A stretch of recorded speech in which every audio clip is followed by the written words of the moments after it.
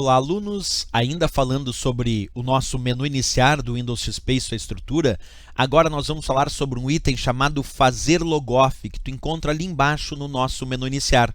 Quando tu clica nessa opção Fazer Logoff, na verdade, abrem-se duas opções. Quer dizer, o usuário clica no menu iniciar lá do Windows XP na opção Fazer Logoff, e ele exibe uma janela com duas opções, uma delas chamada Trocar Usuário e outra chamada Fazer Logoff. E qual é a diferença de clicar em Trocar Usuário e Fazer Logoff? Uma dica, esses dois itens permitem a troca entre usuários. Tanto Trocar Usuário permite a troca entre usuários, como o Fazer Logoff também permite a troca entre usuários. A diferença é que o Trocar Usuário permite a troca entre usuários sem finalizar a sessão do usuário atual.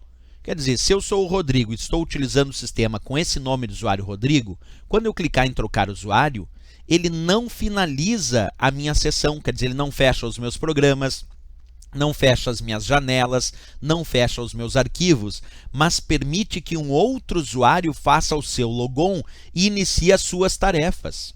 Então, trocar usuário é aquele que não finaliza a sessão do usuário atual, isso é, não fecha suas janelas, não fecha seus programas, não fecha os seus arquivos, mas permite que um outro usuário faça o seu logon e inicie então suas tarefas. Esse é o trocar usuário.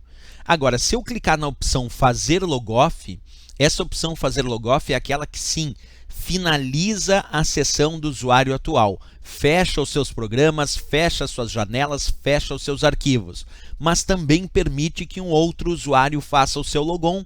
Então, o Fazer Logoff, diferente do trocar usuário, o Fazer Logoff finaliza a sessão do usuário atual, mas permite que um outro usuário faça o seu logon.